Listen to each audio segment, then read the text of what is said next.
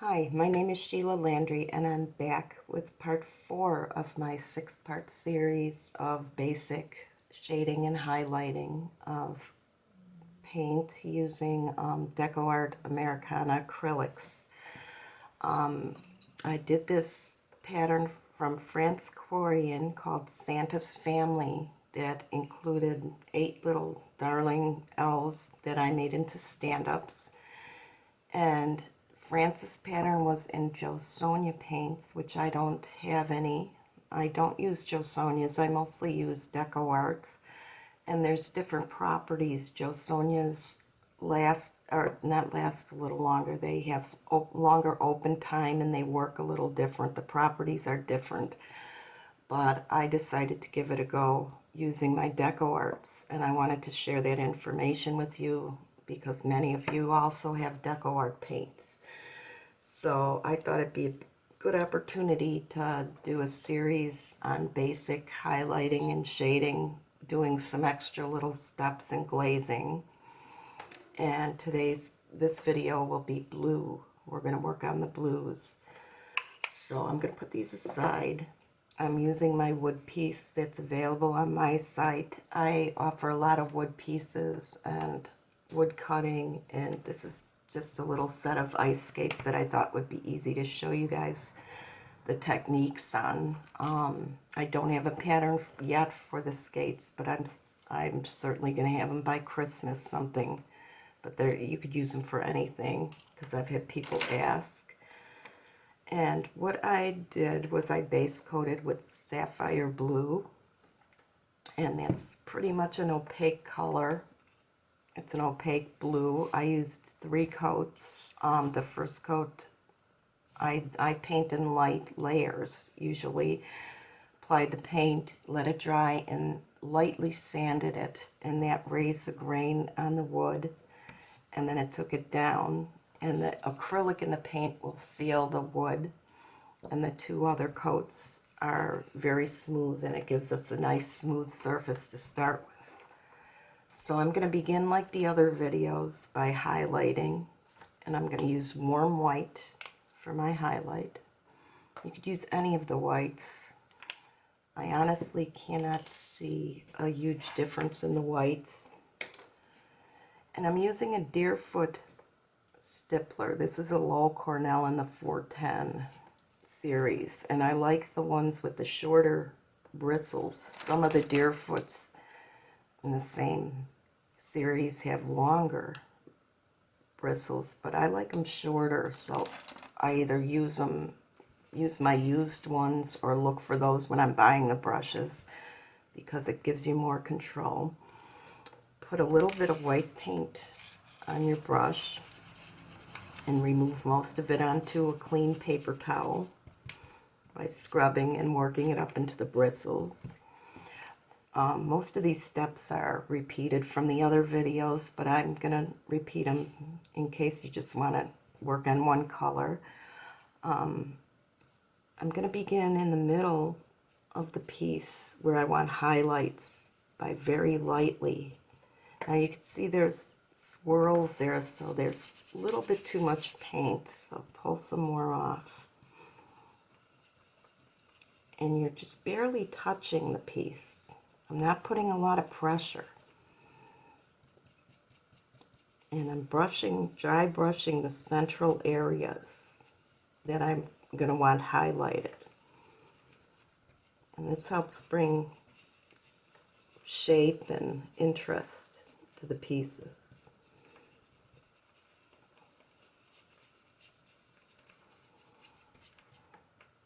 Okay. So that looks pretty nice. It's even. It doesn't have to be even if we want it painterly. And that brings out a good highlight, but it's chalky looking. But we'll deal with that later. The next thing I'm going to do is do our first float shade. And I am going to float it with Ultramarine blue, I believe. Ultramarine is a true blue, I call it. It's not like a green blue, and it's very transparent. And when I float, I use an angle shader. I'll pull in my palette so you can see. And I'm using brushes by Silver Brush Company. This is the Ruby Satin series. It's a little bit stiffer brush, but I like it because I use the chisel edge of my brush a lot, and it gives a lot of control. And I use it almost parallel to the surface.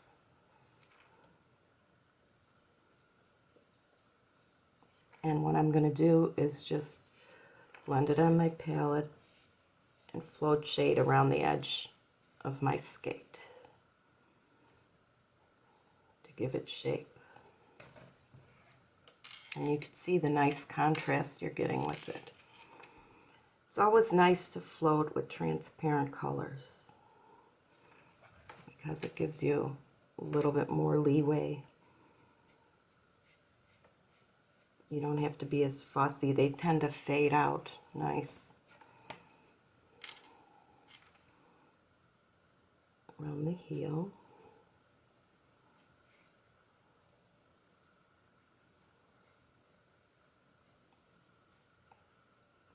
Now see, that's waterline.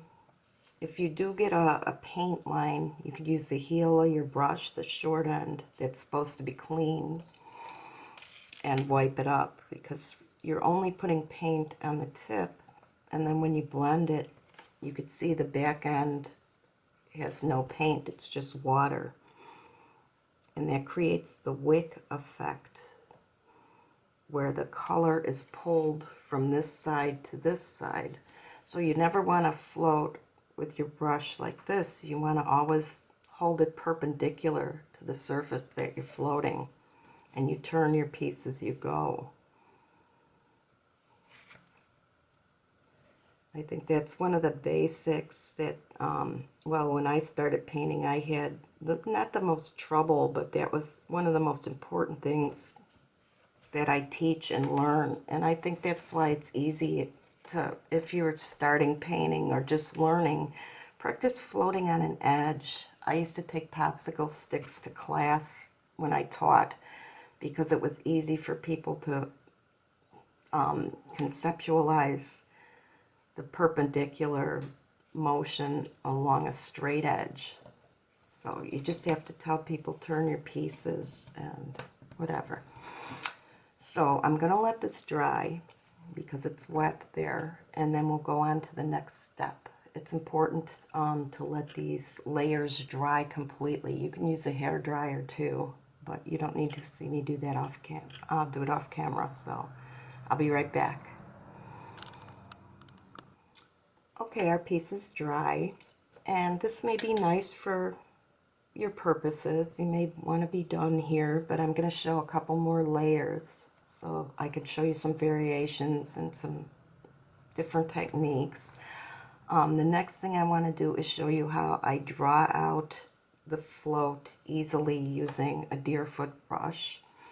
I like using at least a 1/2 inch size one. A smaller brush, you're going to get choppy strokes. And the brush is dry, and I'm going to use Ultramarine blue again, the same color you used for the float, on the dry brush, and you're going to remove most of the paint. And then you're going to start dry brushing and pulling your float out. Now I need a little more paint because this is such a transparent color. So you have to judge it on your own depending what color you're using. And you start in an inconspicuous area that's going to be darker. Like I wouldn't start in the middle, start at the heel or something, till you get a feel for what's on that brush and what paint you're using. Now see how I'm pulling that dark float back into the light area. It's blending it. You could see there was a line there, and we're going to blend it. And it makes a nice soft transition without stressing over having water lines. Water tends to go where it wants, so there's not as much control, and that's why I prefer like dry brushing myself. So that, I think a little more on this side.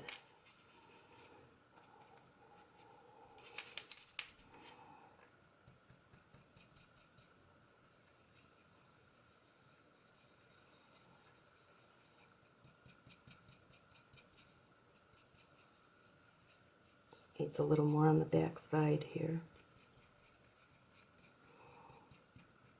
And gradually give a variance of color. Okay.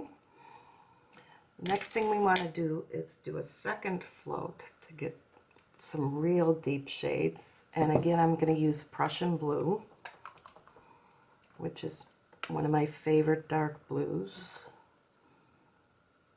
And Prussian's not quite as transparent as the Ultramarine. And this time I'm using a Golden Natural, a softer brush, because I don't want to pull the paint off, and I just want to lay a little bit more on top of a darker color. And the Golden Natural has softer bristles, and it'll give a softer float. It's easier to blend. And since we don't need a lot of control for this, we're just doing a loose float. It's perfect. So you can see the difference it makes. I'm still holding the brush at quite an angle, nearly parallel to the surface. And as I said, the back end, the heel of the brush is clean. The toe of the brush, which is the front, holds the paint, and there's water in between so the paint wicks. Now when I'm going around here, I tilt the brush up a little, so I'm not going to pull off the paint on that side. Some pieces that are tighter, you might want to do like one side and then let it dry and skip around and do the other. You certainly don't have to go around completely at one point, but this is a big enough piece. That's why I chose this, so we can really show the process. Now see how deep that looks and how intense the color is. So we need to let that dry before we move on again. Whenever you do the floats, is a good point to let things dry, because you need to let everything set so you don't pull it off on the next layer. So I will be back in a few minutes. Okay, I'm back. And as I was watching this dry, I noticed it's darker here than here. I hope you can see that. And the heel's a little light. So what I'm going to do is take my Deerfoot brush again, put a little Prussian blue, and dry brush that in. Just because I figure the bottom of the skate should be darker. It's a very controlled way to add some color. And see how it blends? You can blend it right up into there. You could blend it around the laces. The laces are going to be covered if you put laces on your skates. So, I mean, it's a good place to start and get the feel for things. You may want to just pull in some areas like that. I'm going to take this, my other brush. I forgot if it was this video or not, but I keep one for darker paints and one for lighter, so I don't have to keep going back to the water and wetting them to clean them, because then they're going to be damp and we want the brush as dry as we can. So like, I haven't cleaned this yet, and I'm going to pick up a little light again, a little of the white, because our highlights are kind of gone. And I'm going to highlight things in the middle, very lightly. As you can see, I have almost no paint.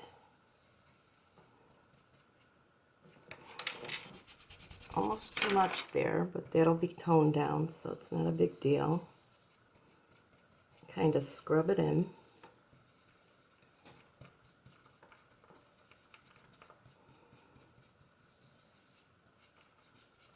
And give it some highlights again. Now I'm doing pretty extreme for the video, but it still looks really nice. And now the final thing I'm going to do, I'm going to turn this over, is take this soft brush. I guess soft works better. You could do it with the other brush if you want. And pick up some of the Ultramarine blue as a wash. And we're going to wash over everything. And that's going to marry the colors together. Your highlights will still show, but they won't be stark, chalky white. And as an extra fun thing, which we didn't do this in France's things, you could see that's very similar in the colors. That's how I achieve those bright colors, the nice contrast. Is a fun thing. You could add some red violet if you want. Like down here, some red. I could have done it there.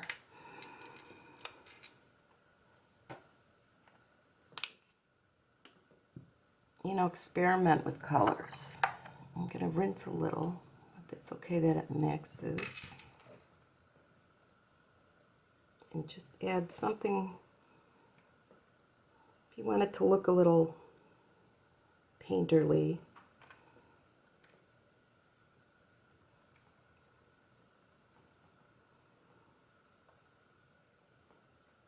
It breaks up that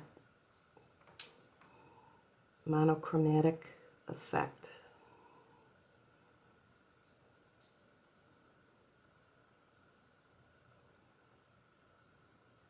Now this would look pretty on Americana stuff.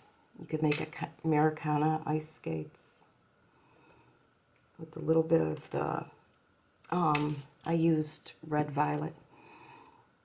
I forgot if I said, there we go. So that's about it for this one. And I think it looks good. I hope you do. And all we have left is green and gray. So I hope you enjoyed this. As with the other videos, all the colors will be listed. The websites will be listed. You can get France's pattern at her Etsy store. That link will be there. You can join my Facebook group, Let's Paint with Sheila Landry. And I try to be there as much as I can on Facebook and answer stuff. And we have some great people there that are very knowledgeable, and they'll help you with anything, or you can contribute. We'd love to see your stuff. Thanks for watching.